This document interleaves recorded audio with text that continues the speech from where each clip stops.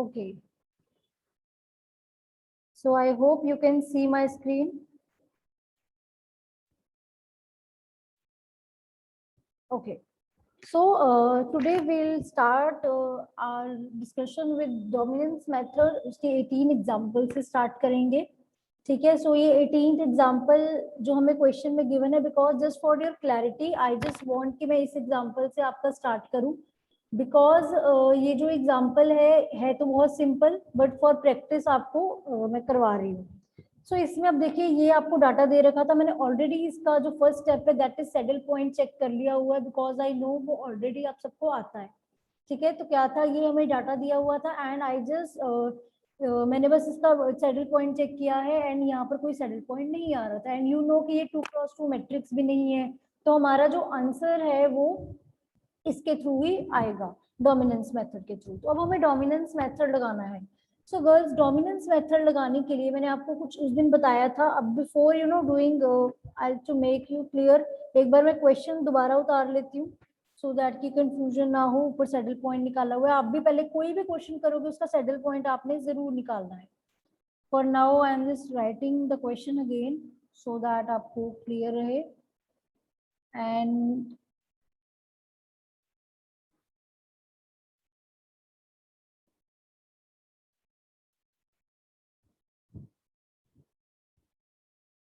So yes, सो मैंने एक बार question को दोबारा लिख दिया है. अब आप यहाँ पर देख सकते हैं. अब नाउ विल डू व्हाट. सो अब हमने इसमें डोमिनेंस मेथड लगाना है. डोमिनेंस मेथड में मैंने आपको बोला था हमने क्या देखना होता है कि जो रो है, रो वाइज जब आपने देखना है कि ऐसी रो को आपने कट करना है जिसके सारे एलिमेंट किसी दूसरी रो के सारे एलिमेंट्स से छोटे हों. मतलब ऑब्वियसली आपने चेक कैसे करना है वो मैंने आपको उस दिन भी बताया था कि आपने इसको इसके साथ चेक करना है, इसको इसके साथ, इसी तरीके से आप चेक करते हो. मतलब अगर आप फर्स्ट और थर्ड को कंपेयर करें तो आप इसको इसके साथ चेक करोगे, इसको इसके साथ, इसको इसके साथ एंड इसको इसके साथ. तो इस तरीके से आपने चेक करना होता है. अब हम देखते हैं कि कौन सी ऐसी रो है जिसके सारे एलिमेंट जो हैं किसी दूसरी रो से छोटे हैं, तो उस रो को हम यहाँ पर कट कर सकते हैं. तो will just check. So after you know, आप एक बार इसको अगर आप चेक करोगे तो आपको क्लियरली पता लगेगा कि जो रो 2 के एलिमेंट्स को मैं देखूं, लाइक 6 जो है वो 2 से बड़ा है एंड 1 -2 से बड़ा है, 4 से बड़ा है 12 एंड 1 से बड़ा है 3. तो ये जो सारे एलिमेंट्स हैं सेकेंड रो के ये इससे बड़े हैं. मतलब हमने क्या बोला था, आपका रूल नंबर 1 क्या कहता है कि अगर किसी रो के सारे एलिमेंट्स किसी दूसरी रो के सारे एलिमेंट्स के इक्वल या उससे लेस आते हैं तो हम वो जो छोटी वाली है, स्मॉल वाली रो है, उसको कट कर देते हैं. अब यहाँ पर सारे एलिमेंट इस रो के स्मॉल हैं देन दिस रो. ठीक है. तो हम इस रो को इजीली यहाँ पर कट कर सकते हैं. तो अब we are left with only 3 rows. Okay. So आप अगले स्टेप पे ये दोबारा से एक बार इसको उतार लीजिए and I just do what, मैं इसको इरेज ही कर देती हूँ सो दैट मुझे बार बार ना उतारना पड़े. ठीक है. So now you are left with this one, क्योंकि हमने वो कर दिया है डिलीट. अब आप यहाँ पर अगर ध्यान से देखें तो अब यहाँ पर भी और कोई रो आपको लग रही है जिसके सारे एलिमेंट किसी दूसरी रो के छोटे हैं उससे या उसके बराबर हैं, तो just have a look and यहाँ पर आपको कौन सी रो ऐसी लग रही है. क्योंकि अगर मैं ऐसे चेक करूं तो अगर मैं इन दोनों को कंपेयर करूं, ये तो छोटा है बट ये बड़ा हो गया 2, -3 तो 6 से छोटा है बट यहाँ पर 1 2 से बड़ा है. एंड अगर मैं इन दोनों को कंपेयर करूं तो ये भी इससे छोटा है, ये भी छोटा है, ये भी छोटा है, ये भी. तो यस, या ये वाली जो रो है ये छोटी है इससे. फर्स्ट और थर्ड को कंपेयर करें, 2 6 से छोटा है, -3 1 से छोटा है, 7 12 से छोटा है एंड 1 3 से छोटा है. तो we can clearly see that कि ये जो छोटी वाली रो है इसको भी हम कट कर देते हैं. ठीक है. I hope you are clear with this कि हमने इसको भी कट कर दिया बिकॉज इसके भी सारे एलिमेंट्स अगर मैं इससे कंपेयर कर रही हूँ तो छोटे हैं. बाकी अब लाइंस वगैरह जैसे मैंने उस दिन आपको वीडियो में बताई थी वो प्रॉपर लिख लेना कि this row is dominating this, that's why we are deleting this row, वो आप प्रॉपर लिख लेना. Now I am just you know मैं I am working on the concept, बाकी लिखने वाली लाइंस आप उसमें से देख लेना. Now will do what. अब यहाँ पर आप ध्यान से देखिए. सो अब यहाँ पर हमारे पास यही बच गए हैं. अब इसमें अगर मैं देखूं कि कोई, अब मुझे ऑब्वियसली 2 ही रोज रह गई है. इसमें तो ऐसा नहीं हो रहा कि कोई एक रो से है ना सारे एलिमेंट छोटे हैं तो यहाँ पर ये छोटा है पर ये बड़ा है. तो अब हम कॉलम वाइज चेक कर सकते हैं। कॉलम वाइज में हमें चाहिए कि जिस कॉलम के सारे एलिमेंट दूसरे कॉलम से बड़े हों, ठीक है। अगर अब मैं देखो यहाँ इन दोनों को कंपेयर करूँ, सो 12 जो है वो 6 से बड़ा है एंड 0 भी -3 से बड़ा है, तो मैं इसको डिलीट कर सकती हूँ। अच्छा अब मेरी बात सुनो, इसमें कुछ सीक्वेंस नहीं होता इस टाइप के क्वेश्चन में कि अगर मैंने इस रो को डिलीट किया तो आपको भी इसको ही करना है। अगर आपके हिसाब से कोई और आपको पहले दिख जाए तो आप उसको भी कर सकते हो।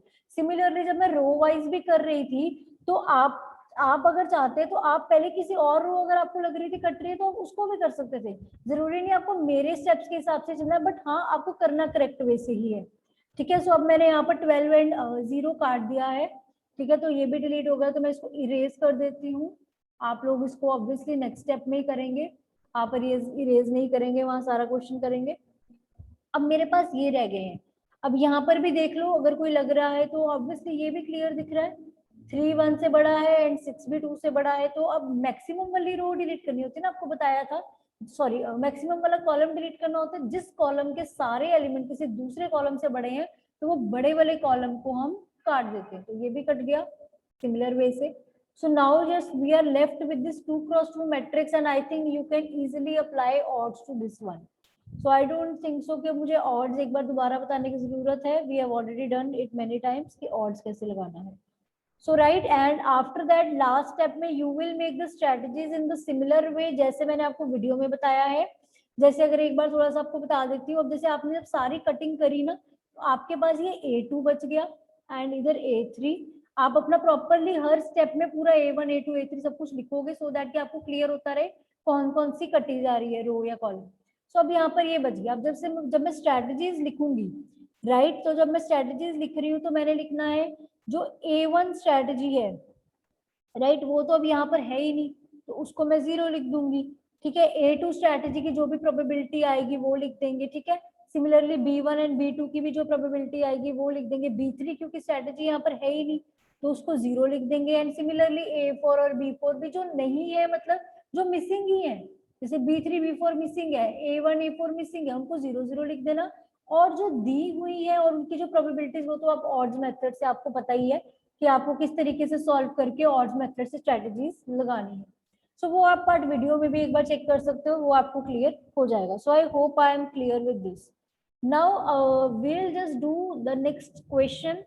अब आपसे 19th एग्जाम्पल जो है वो आपसे क्लियरली बहुत इजीली हो जाएगी, उसमें कोई प्रॉब्लम नहीं आएगी। 19th एग्जाम्पल, ठीक है। एंड आई थिंक 20th भी हो जाएगी आपसे, 21st also you can do and 22 भी हो जाएगी। सो मैं 23rd एग्जाम्पल ऑनवर्ड्स आपको करवाती हूँ। 23rd एग्जाम्पल में एक पॉइंट है तो इसको अभी आप ध्यान से समझ लें, 23rd and 24th। Okay, so I am starting with 23rd example. अगर I am talk about 23 example, अब इसमें आप देखिए ध्यान से, यहाँ पर अब हमें क्या दिया हुआ है, इस क्वेश्चन में हमें दिया हुआ है it is a game between two players where A is the maximizing player and B is the minimizing player। दो प्लेयर्स हैं A एंड B, राइट, ये A प्लेयर है, राइट, एंड ये हमारा B प्लेयर है, ठीक है। सो अब A एंड B प्लेयर्स दिए हुए हैं, A मैक्सिमाइजिंग है एज ऑलवेज, मैंने आपको पहले ही बताया हुआ है, एंड B यहाँ पर मिनिमाइजिंग प्लेयर है। Okay, so player A wins B's coin. वो कहता, अभी ध्यान से स्टेटमेंट समझनी है, वो कहता प्लेयर जो A है ना वो B का भी कॉइन जीत जाएगा अगर दोनों कॉइन्स का टोटल जो है वो आपका ऑड नंबर आएगा। मतलब कि दो हमारे पास कॉइन्स है, वो भी एक बार देख लेते हैं आगे, पहले पूरा क्वेश्चन रीड आउट कर लेते हैं, देन आई विल एक्सप्लेन।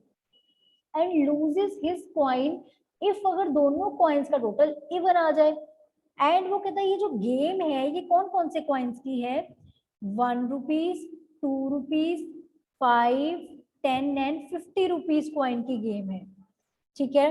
तो अब ऑब्वियसली वो कहता कि अब अगर ये इतने ही कॉइन्स है, दोनों प्लेयर्स के पास यही कॉइन्स है, ए प्लेयर के पास भी यही कॉइन है एंड बी के पास भी यही कॉइन्स दिए हुए हैं। सो वो कहता कि अगर आपका यहाँ पर, सो ऑब्वियसली मेरी जो 5 स्ट्रेटजीज हैं वो एक ही 5 स्ट्रेटजीज यही तो हुई, ये एक ही फर्स्ट स्ट्रेटजी है, ये सेकंड है, थर्ड स्ट्रेटजी ये है, फोर्थ स्ट्रेटजी ये है, फिफ्थ ये है। सिमिलरली इसकी भी ये जो स्ट्रेटजीज हो जाएंगी, ठीक है, ये इसकी भी 5 स्ट्रेटजीज है। अब वो क्या कहता है कि आपने देखना है कि अगर, तो कहता दोनों कॉइन्स का टोटल ऑड आ रहा है, मतलब सपोज अगर इसने 1 लिया और इसने 2 उठा लिया तो 1 + 2 इज व्हाट 3 अगर आ रहा है, तो वो कहता है कि अगर ऑड टोटल आए तो ए जो प्लेयर है, मतलब जो हम हैं, हम ए प्लेयर हैं, हम बी का कॉइन जीत जाएंगे। ओके अगर मतलब मैंने 1 उठाया हुआ है और इसने 2 उठाया हुआ है तो टोटल 3 बन रहा है, that is a odd number.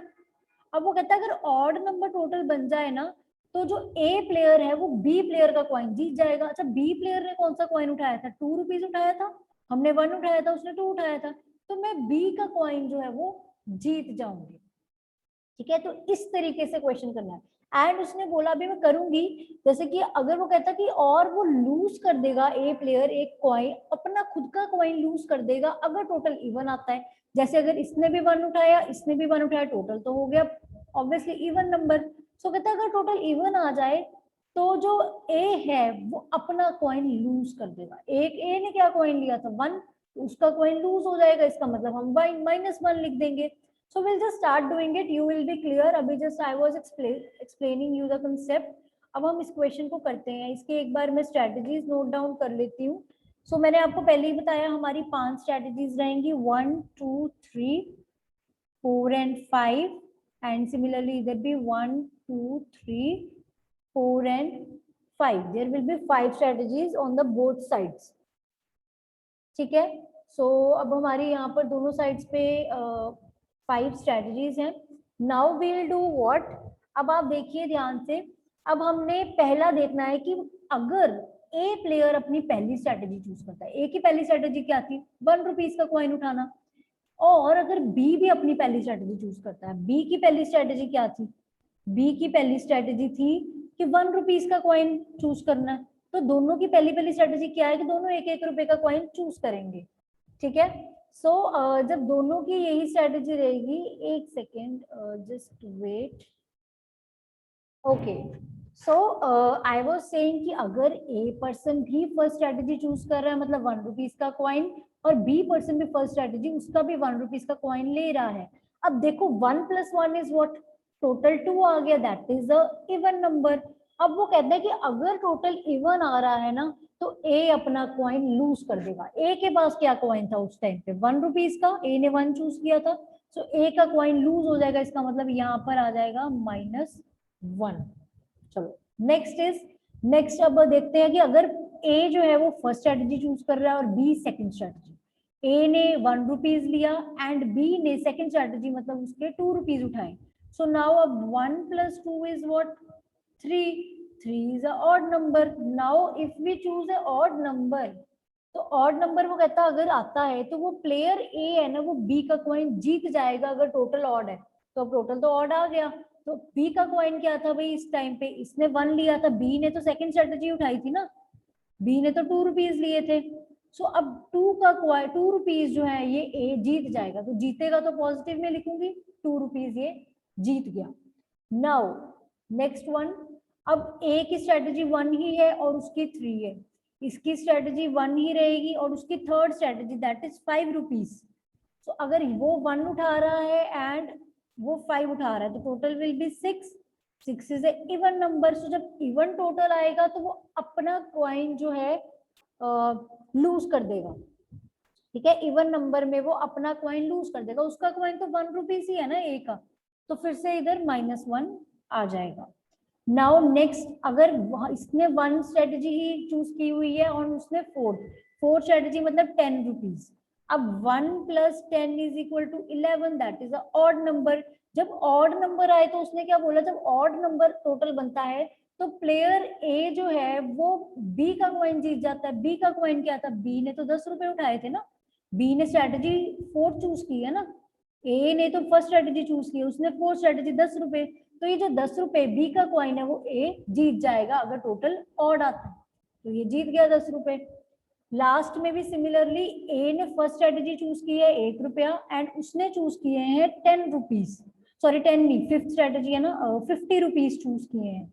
So now 1 + 50 is equal to 51, right. So 51 is also odd number. जब ऑड नंबर आए तो प्लेयर जो ए है वो बी का कॉइन जीत जाता है। अभी हमने किया कि उसको बी का कॉइन 10 रुपीज मिल गया था, अब बी का कॉइन क्या है 50 रुपीज। बी ने ये स्ट्रेटेजी चूज की हुई है ना, फिफ्थ वाली। सो अब यहाँ पर ये 50 रुपीज जीत गया। सो इसी वे से आपने इस क्वेश्चन को कर लेना है, ठीक है। एंड आई विल जस्ट मैं एक दो और करके दिखा देती हूँ, फटाफट करूंगी अब क्योंकि मैंने स्टेप्स आपको बता दिए। नाउ अब अगर ए सेकंड चूज कर रहा है स्ट्रेटेजी, मतलब अब ए ने 2 रुपीज उठाने हैं और बी ने फर्स्ट स्ट्रेटेजी 1 रुपीज उठाते, 2 + 1 = 3, 3 is odd number. So odd number के केस में क्या हो रहा है, ऑड नंबर के केस में वो बोल रहा है कि ए जो है बी का कॉइन जीत जाता है। बी का कॉइन क्या था 1 रुपीज, तो अब ये 1 रुपीज जीत गया, ठीक है। नाउ अब दोनों ने अगर सेकंड सेकंड चूज किया तो 2 + 2 4, इवन नंबर। इवन नंबर में वो अपना कॉइन लूज कर देगा, तो ए का अपना कॉइन क्या था 2 था, वो -2 आ जाएगा, ठीक है। नेक्स्ट इज यहाँ पर इसने 2 और उसने 3, तो 5 + 2 = 7। 7 जो है ऑड नंबर है, तो जब ऑड आएगा तो वो उसका कॉइन जीत जाएगा, मतलब उसका 5 रुपीज था तो वो 5 रुपीज हम जीत गए हैं, ठीक है। एंड देन 2 + 4 12, इवन नंबर है, अपना कॉइन हार जाएगा, ठीक है। देन 2 + 50 52, इवन नंबर है, अपना कॉइन हार जाएगा। तो इस तरीके से आपने इस मैट्रिक्स को कंप्लीट कर लेना है एंड अपना डोमिनेंस मेथड लगा लेना है। I hope this question is clear to you. This was bit technical one, that's why ये आपको अब समझ आ गया है girls. I hope it is clear for now. Okay, so now we'll just continue with next question. That is next question जो है वो एग्जाम्पल 24 है। सो एग्जाम्पल 24 की मैं बात करूं तो उसमें भी थोड़ा डिफरेंट सा पॉइंट है। So will just do that too. अब player P and player Q, दो प्लेयर्स हैं एंड हमें डाटा दे रखा है, तो फटाफट एक बार डाटा उतार लेते हैं। 1 2 3 4 एंड इधर भी 1 2 3 एंड 4। सो यहाँ पर 6 6 8 0 and 4 8 4 8 8 4 8 0 and 0 8 0 16. So this was it. Okay. So अब यहाँ पर आप देखिए, ये player P and player Q आपको दिए हुए हैं, ये डाटा है। सो दिखने में क्वेश्चन सिंपल लग रहा होगा, बट इसमें एक ट्विस्ट है, वो आपको आगे पता लगेगा। फर्स्ट ऑफ ऑल आप सैडल पॉइंट चेक कर लेना। आई am just skipping that step. आप लोग प्लीज इसका स्टेप 1 चेक कर लेना, सैडल पॉइंट। वो यहाँ पर ऑब्वियसली नहीं आएगा, तभी डोमिनेंस लग रहा है, तो वो नहीं आ रहा होगा, आप अपने तरीके से चेक कर लेना। Now I am just starting with the dominance method. अब एक बारी हम देखते हैं कि ऑब्वियसली मैंने आपको पहले भी बता दिया हुआ है कि जिस रो के सारे एलिमेंट किसी दूसरी रो से छोटे होंगे या इक्वल होंगे। अब यहाँ पर आप एक बारी सबको एक बार गो थ्रू कर लो, ठीक है। आफ्टर गो थ्रू करके आई जस्ट फाउंड दैट कि अगर मैं फर्स्ट और थर्ड को कंपेयर कर रही हूँ, तो जो फर्स्ट रो है इसके सारे एलिमेंट, लाइक ये 8 6 से छोटा है, 4 4 के बराबर है, 8 8 के बराबर है, 0 0 के बराबर है। तो मैंने तो यही बोला ना, या तो स्मॉल हो या इक्वल हो, तो इक्वल भी है तो चल रहा है, स्मॉल भी हो सकते हो। अब यहाँ पर स्मॉल है, ये पहला एलिमेंट 8 जो है 6 से छोटा है और बाकी बराबर है, तो मेरी कंडीशन तो सेटिस्फाई हो रही है कि अगर किसी रो के सारे एलिमेंट किसी दूसरी रो के से छोटे हैं या बराबर हैं, तो मीन्स की तो वो रो कट हो जाएगी, तो मैं इसको कट कर रही हूँ, ठीक है। सो यहाँ पर I am cutting this row because इसके सारे एलिमेंट थर्ड रो के कंपैरिजन में छोटे हैं एंड या तो बराबर हैं। सो मैं इसको कट कर रही हूँ, तो आप इसको देख लीजिए, इसको कट कर देते हैं। आप ऐसे कट नहीं करोगे, मतलब कट तो करोगे बट अगले स्टेप में दोबारा से सारा कुछ लिखोगे जैसे वीडियो में बताया था। And for right now I am just erasing and जो अपने स्टेप्स बार बार ना करने पड़े, तो मैं इसलिए ऐसे कर रही हूँ। चलो, so this step is I hope also very clear to you now. अब आप देखिए यहाँ पर हमारे पास ये रह गए हैं। इसमें देखो, अगर आपको लग रहा है कि किसी भी रो के सारे एलिमेंट दूसरे से छोटे हैं, तो जस्ट गो थ्रू इट, एक बार देख लेते हैं। अगर मैं इन दोनों की बात करूं तो ये तो इससे छोटा है, बट ये इससे बड़ा है, तो ये तो नहीं होगा। यहाँ पर भी ये इससे छोटा है बट ये बड़ा है, तो नहीं होगा। इन दोनों को कंपेयर करते हैं, तो ये छोटा है, ये बराबर है, ये छोटा है लेकिन ये बड़ा है। तो यहाँ पर इन तीनों जगह पर नहीं हो रहा, तो हम कॉलम वाइज एक बार चेक कर लेते हैं। सो कॉलम वाइज अगर मैं चेक कर रही हूँ तो कॉलम 1 और एक बार अगर हम 3 को देखें तो ये इससे बड़ा है, 4 6 बड़ा है, ये बराबर है, ये बराबर है, तो ऑब्वियसली ये हमारी बड़ा वाला हमारा कॉलम है, ये इससे बड़ा, बराबर बराबर। सो आपको बताया हुआ है कि कॉलम वाइज में जो बड़ा वाला कॉलम होता है जिसके सारे एलिमेंट उससे बड़े होते हैं उसको हम कट कर देते हैं, तो मैंने इसको भी कट कर दिया। ठीक है, तो I hope this step is clear to you. आप एक बार गो थ्रू कर लो इसको, इसके मैंने सारे एलिमेंट्स को कट कर दिया। चलो, so now we are just left with second third fourth row and second third fourth columns, right. Now अब आप देखिए तो अब आप एक बार दोबारा से जब आप गो थ्रू करेंगे तो एक बार चेक कर लो कोई और कॉलम कट रहा है, ये इक्वल है, ये छोटा है लेकिन ये बड़ा है, ये इससे छोटा है लेकिन ये बड़ा है, एंड यही सेम प्रॉब्लम इसमें है, ये छोटा है लेकिन ये बड़ा है। तो अब आप देखो ना रो वाइज कुछ कट रहा है ना कॉलम वाइज कुछ कट रहा है, आप रो वाइज भी चाहे चेक कर लो, ये इससे छोटा है बट ये बड़ा है, ये बराबर है, ये छोटा है लेकिन ये बड़ा है, एंड इधर भी अगर आप चेक करोगे तो ग्रेट मतलब बड़ा है छोटा है, तो नहीं हो जाएगा, नहीं होगा। आप एक बार सारे चेक कर लेना कॉम्बिनेशन। सो नाउ अगर आप ऐसी सिचुएशन में फंस जाओ, now you can do what, आपको क्या करना चाहिए। So in this type of scenario जब आप ऐसी सिचुएशन में यहाँ पर पड़ जाओ तो आप क्या करोगे, आपको एवरेज लेना है। You have to do what, आपको एवरेज लेना है। एवरेज कैसे लेना है, अब जैसे मैं आपको एक करके दिखाती हूँ। जैसे ये दो कॉलम्स हैं, तो अगर मैं इसका एवरेज लेती हूँ means 8 + 4 is what 12, 12 divided by 2 average 6 आ गया। जस्ट रफली लिख रही हूँ अभी, इसका भी एवरेज 12 डिवाइडेड बाय 2 6 आ गया, इसका आ गया अपना 4, सो 6 6 4। सो अगर मैं इसको कंपेयर करूं तो ये इससे बड़ा है बट ये छोटा है, तो एवरेज लेकर यहाँ तो कोई फायदा नहीं हुआ सेकंड और थर्ड कॉलम की एवरेज लेकर, तो मैं इसको एक बार इरेज कर देती हूँ।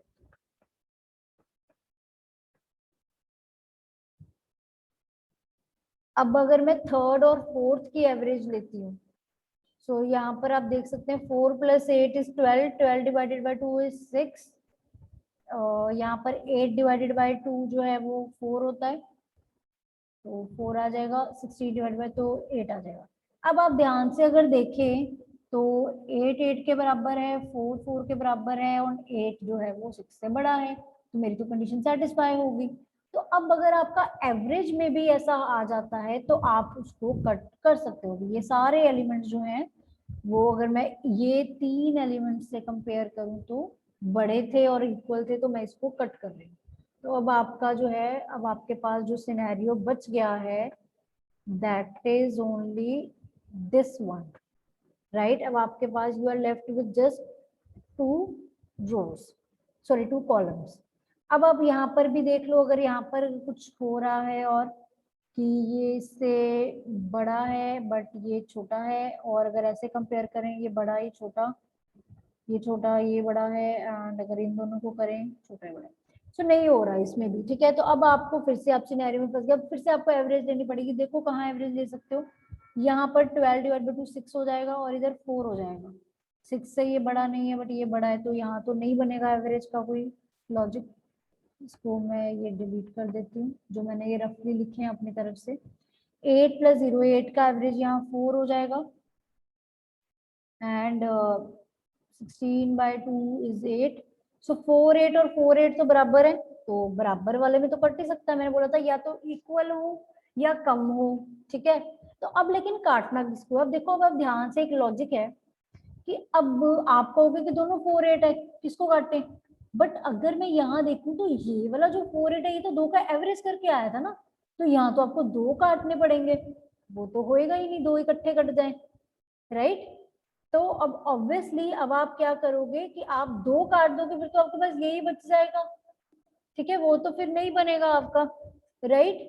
सो आपको जो है 2 इकट्ठे नहीं काटने हैं, आपको उसके ऑपोजिट वाला ही काटना है, समझे। आपने देखा दोनों में इधर भी एवरेज करके 4 8 आ रहा था, अब क्योंकि वो एवरेज ली गई है, that is not a proper number.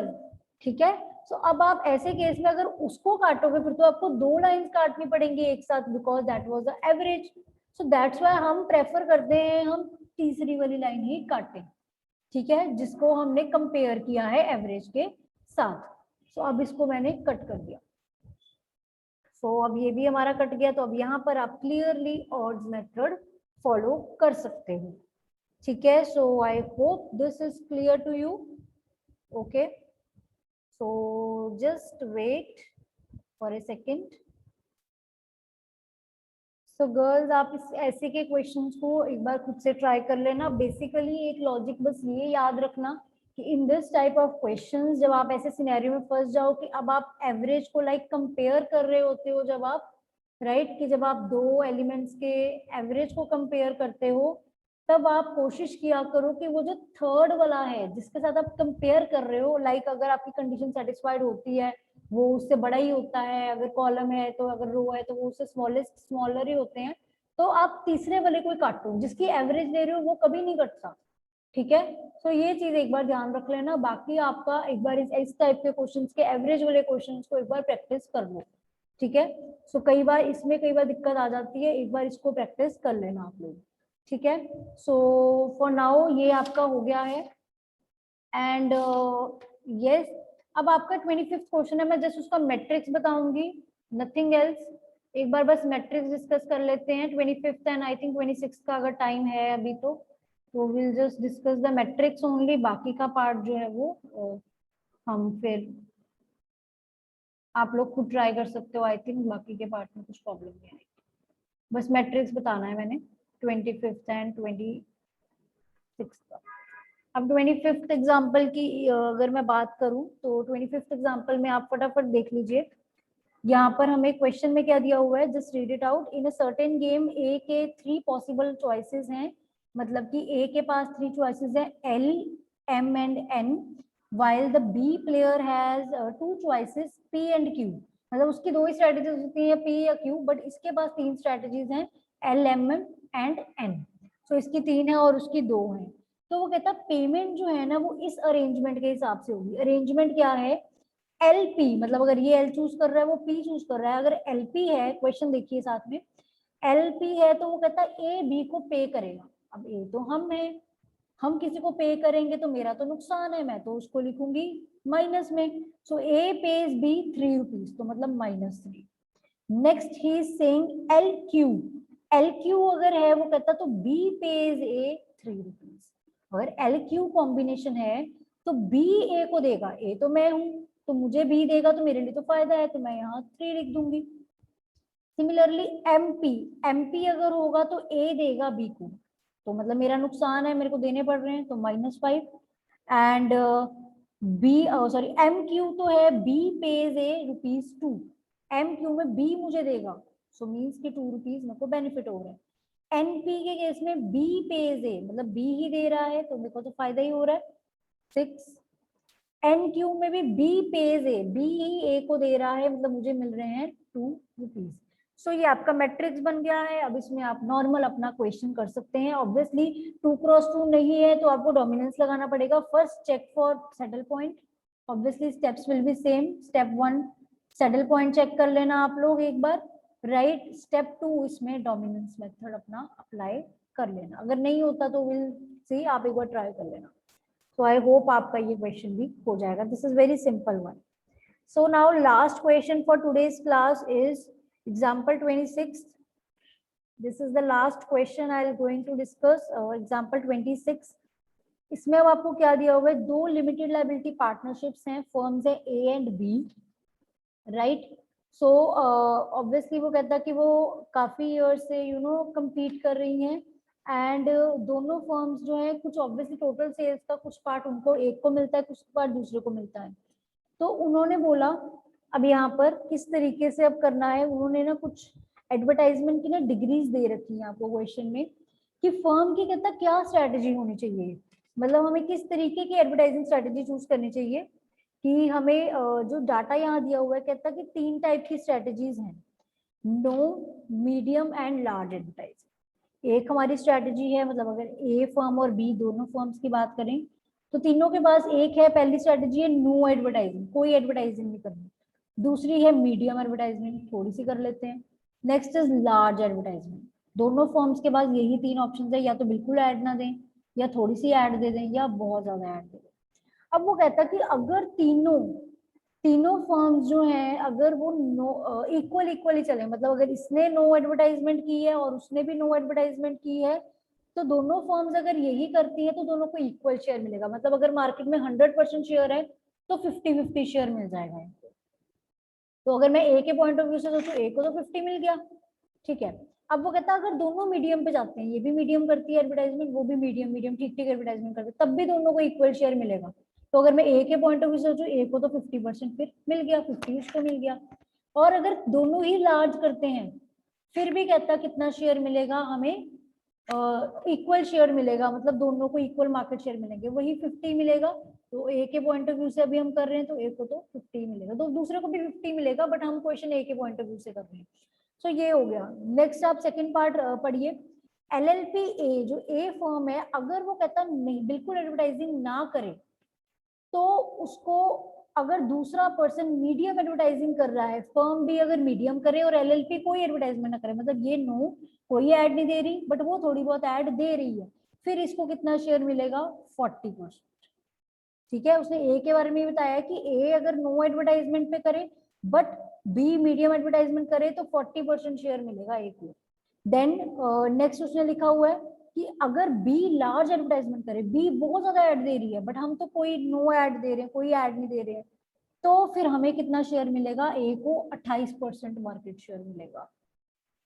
Now next is, अगर ए जो है वो मीडियम एडवर्टाइजमेंट कर रही है, ए अब मीडियम कर रही है, ठीक है, उसने डॉट डाल दिया, उसके बाद नेक्स्ट वो बता रहा है फिर कितना शेयर मिलेगा अगर सामने वाली फर्म कोई ऐड नहीं दे रही, हम थोड़ी बहुत दे रहे हैं, वो बिल्कुल नहीं दे रही, फिर हमें 70% शेयर मिल रहा है। एंड अगर हम थोड़ी सी कर रहे हैं और अगला लार्ज कर रहा है, फिर हमें 45% शेयर मिल रहा है। सिमिलरली लास्ट में भी एलएलपी ए, अगर हम लार्ज एडवर्टाइजमेंट कर रहे हैं, मैं बहुत ऐड दे रही हूँ, और बी कहता कोई ऐड नहीं दे रहा, फिर हमें कितना शेयर मिल रहा है, 75। एंड अगर जो है मैं लार्ज कर रही हूँ और सामने वाला मीडियम थोड़ी बहुत एडवर्टाइजमेंट कर रहा है, फिर मुझे शेयर मिल रहा है 47.5। So this is girl, this is our matrix, and आपने बस सिंपली इस क्वेश्चन को अब डोमिनेंस से सॉल्व करना है। So this was it for today's class. Thank you so much.